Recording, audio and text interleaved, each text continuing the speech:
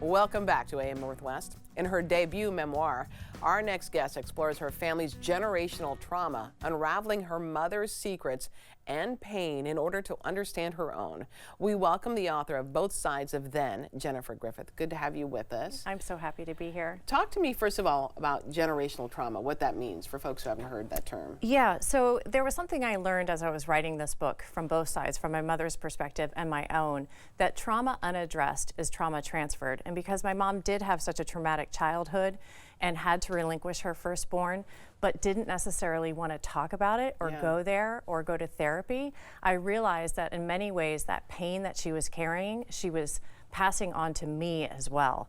Because there's a saying that there's no secret that time does not reveal. And so while you can keep these things hidden in terms of not having conversations about them, they still live within you, and they live within the way that you behave. You engage with your children, you engage with your family members. So trauma unaddressed is trauma transferred. What inspired you to write this memoir and using both of your voices, your voice and your mom's voice? Yeah, that was a very fascinating process to this, because when I left my tech career to write, I had a mentor that told me, step out of the way, go away for a weekend and just see what comes to you. And what came to me was my mother's voice as a young girl, because I would get these vignettes of her story. I had these kind of haunting photos of her childhood, of the orphanage and of her parents that had passed away when she was young.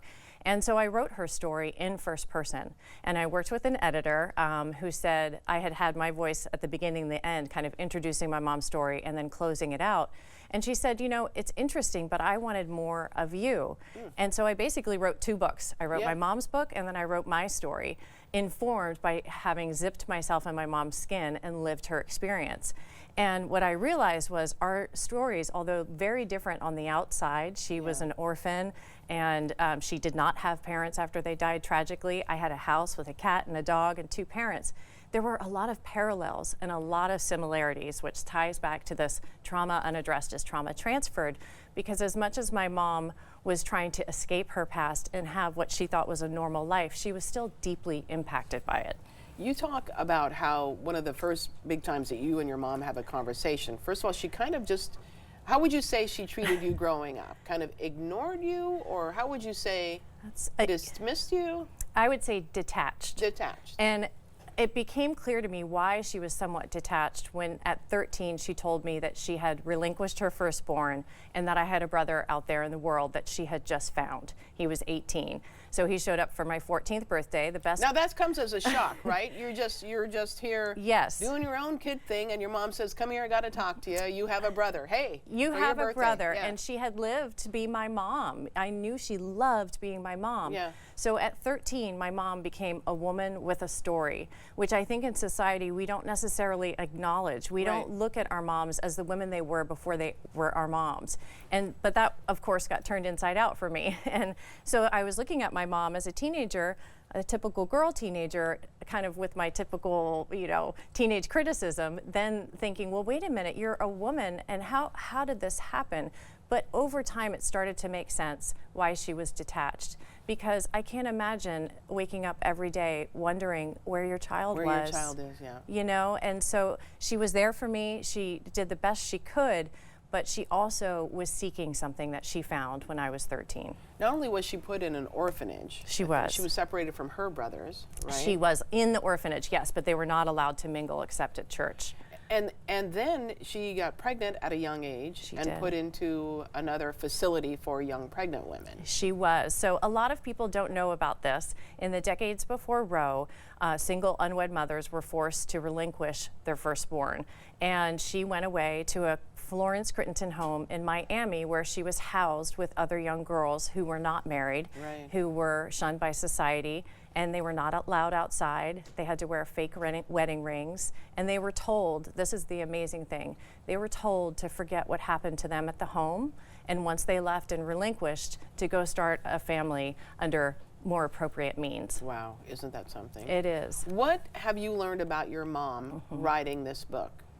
She's a hero. Yeah. She's an absolute hero. So I think for all of us, there are things our parents do, our moms in particular, where we don't necessarily agree with it or didn't like it. But when I, again, zipped myself in her skin and relived her life the way I did in the book, I began to make sense of it. And I encourage all of us have a mother, and we all have something to learn from examining their stories before they became our mom. This is a universal truth. Has she read the book? She has. Okay, what does she think of the book? Well, there were some long phone calls. Yeah. I think she's very proud of me. She'll be proud of our conversation here.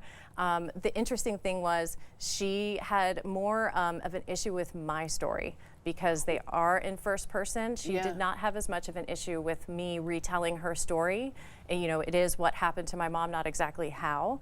But she was, I think, very hurt by what my take was on my teen years. Like, can you give me an example of one incident that hurt her feelings? Yes, I think the Ginger chapter was hard for her when we lose my dog. That was something that was hard for her. She felt that, you know, she seemed detached from the pain, but she was, because she had been through so much pain. And when her dad died and she was, you know, in the home for the rest of her childhood, she was allowed to stay home from school for a day.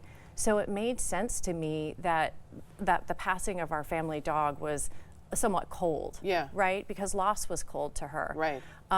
But we've, you know, I feel like we have a better relationship now, so I encourage everybody to really examine whether your mom's still with us or not, the woman they were before they were your mom. Absolutely. Because it really helps you make sense of who you are and the things you had or didn't have. And there's a level of peace I have now that I did not have before I wrote the book. Fantastic. We want to tell everyone the book again is titled Both Sides of Then. Jennifer Griffith, thank you so much. Thank you. All right, we'll be right back with more AM Northwest. Don't go away.